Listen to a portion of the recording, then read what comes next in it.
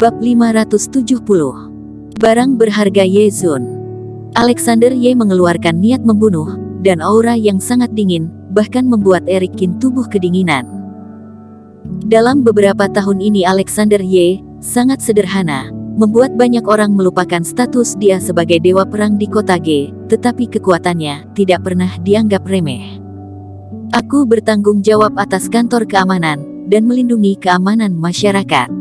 Ada beberapa hal yang tidak pantas untuk mereka lihat, dan tidak pantas untuk muncul di dunia mereka. Kamu mengerti hal ini. Tapi segera, Alexander Ye mendapatkan kembali kedamaiannya, berbicara dengan sungguh-sungguh. Eric Qin mengangguk. Dia selalu mengagumi kantor keamanan, yang diam-diam menempatkan orang-orang biasa di bawah sayap mereka, banyak diantaranya adalah pahlawan tanpa tanda jasa. Aku mengerti apa maksud kamu, dan mencoba untuk tidak membuatmu kesulitan. Tapi tentang asosiasi Budo di kota B, aku tidak ada yang bisa aku lakukan. Dengan mendapat janji dari Eric Qin, mata Alexander Ye melembut. Aku akan memberitahu asosiasi Budo.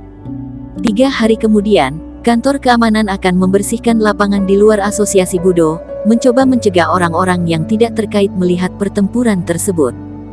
Setelah Alexander Ye pun berdiri selesai mengatakannya. Berjalan beberapa langkah kemudian menoleh berkata, apakah kamu ingin menyerang asosiasi Budo kota B? Eric Qin dalam hati menghela nafas, diam-diam mengatakan bahwa dia hanya memberitahu David Sensu, dan tentang masalah ini, bagaimana dia mengetahuinya. Alexander Ye memandang wajah Eric Qin, tersenyum dan berkata, jangan berpikir yang lain, aku hanya menebak, tetapi sekarang aku yakin. Eric Qin mengutuk dalam hati, kelihatannya dia harus melatih kekuatan bela dirinya. Menyerang dari belakang tidak begitu mudah, lagi pula kamu pernah mendengar cerita tentang menangkap penyu di dalam guci. Alexander Ye menepuk bahu Eric Qin dengan penuh makna, lalu berbalik dan pergi. Eric Qin mengelus dagunya sambil berpikir. Di malam yang sama, bulan cerah menggantung tinggi, di atas gunung Kunlun, bertiup angin malam yang dingin. Sosok kurus, perlahan melangkah ke puncak gunung, angin malam meniup rambutnya, dan sinar bulan menyinari wajahnya yang cantik, seperti peri yang turun ke dunia. Sudah 20 tahun lebih lamanya. Nafia Jiang bergumam pada dirinya sendiri, kilatan ingatan di matanya. Dia bergerak dengan langkah lotus, datang ke sebuah batu besar, membalik tangan gioknya, dan memautkan token itu ke dalam alur. Kemudian, dia melangkah ke lorong kosong. Sekte Qin. Bagi Eric Qin, malam ini ditakdirkan untuk tidak tenang. Tidak lama setelah mengantar Alexander Ye, Eric Qin merasakan ada sebuah nafas berat. Dia melompat, dan menembakkan sinar cemerlang di kehampaan ke arah tertentu. Mendengar suara aduk, kekosongan itu bergoyang beberapa kali, dan sesosok terhuyung-huyung di udara, butuh beberapa getaran untuk menstabilkan posturnya. Orang ini terbang di udara, dengan pedang diinjak di bawah kakinya, terlihat sangat pedih. Eric Qin, kamu sialan, apakah ini cara kamu untuk menyapa teman? Pemuda itu marah. Teman baik tidak melewati gerbang besar, dan terbang di langit di tengah malam, apakah kamu ingin memetik bunga? Tatapan Eric Qin sinis, dan berkata kepada Ye Zun. Hehe, tidak perlu memetik bunga, jika kamu punya barang bagus mungkin boleh dipertimbangkan. Ye Zun mendarat di pedangnya, dan mengangkat hidungnya ke arah Eric Qin. Misalnya, barang bagus yang di tubuhmu. Sebenarnya pedang kamu ini apa, mengapa bisa membawamu terbang? Eric Qin mengabaikannya, dan memfokuskan perhatian pada pedang Ye Zun. Tubuh pedang ini sederhana dan berubah-ubah, dan bentuknya cukup tua, memancarkan suasana misterius yang tidak bisa dideskripsikan. Eric Qin sedikit iri pada Ye Zun, orang ini tidak tahu dari mana asalnya, tetapi seluruh tubuhnya adalah harta karun. Seperti peti harta karun. Biasa saja, hanya sebuah mainan biasa. Ye Zun ragu-ragu, kemudian berkata, Eric Qin, aku dengar kamu ingin menyerang asosiasi Budo di kota B. Kamu dengar dari siapa? Eric Qin terdiam, mengapa semua orang mengetahui masalah ini? Alah, ini kamu tidak perlu tahu.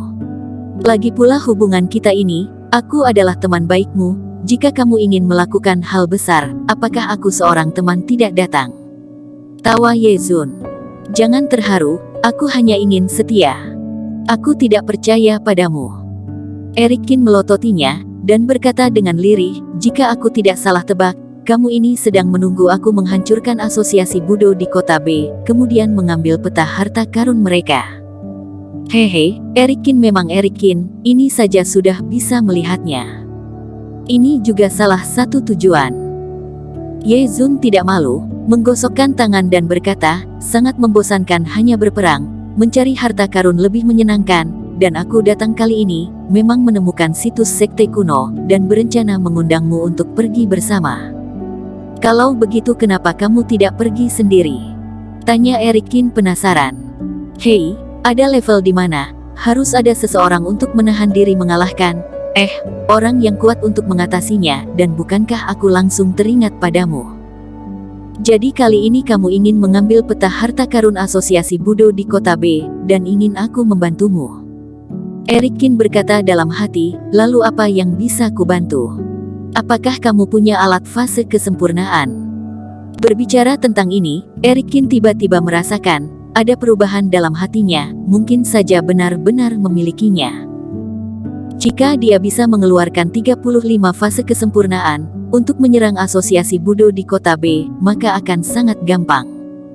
Sialan, menganggap remeh siapa? Bukankah hanya alat fase kesempurnaan, aku punya banyak. Ye Zun seolah dihina, dan menyentuh cincin penyimpanannya, dan mulai menuangkan barang-barang lainnya. Eric Kin memandang dengan rasa ingin tahu. Mungkin karena keduanya sangat aktif, Davison Su juga berlari ke sana untuk meramaikan. Hanya ada suara gemerincing, berbagai benda terbang dari tangan Ye Zun, dan secara bertahap menumpuk ke atas bukit. Dilihat lebih dekat, ada guci, vas bunga, lukisan kuno, batu mineral, dan barang besi berkarat. Tetapi bisa dipastikan, semua adalah sampah, tidak ada fluktuasi Reiki.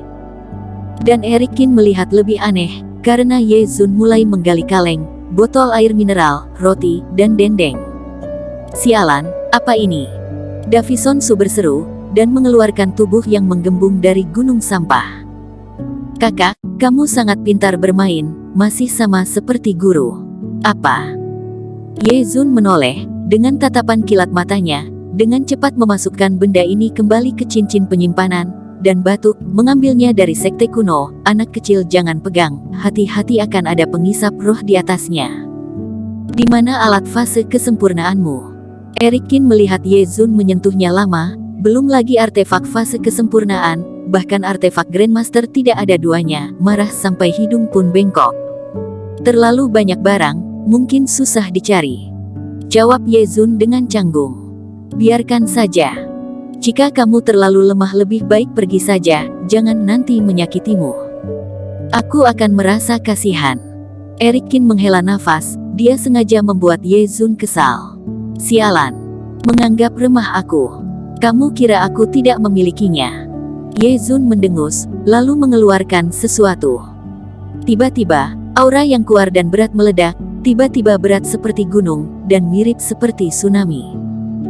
Begitu angin ini muncul, Davison Su menjerit, dan langsung menembak keluar, dan Eric Kin juga merasakan kekuatannya yang besar.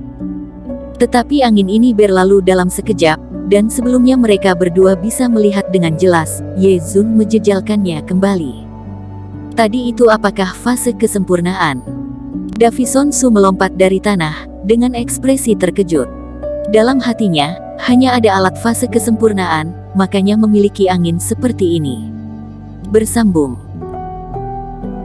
Terima kasih telah menonton video ini sampai akhir. Jangan lupa subscribe dan nantikan kisah episode selanjutnya hanya di Novel Story. Salam.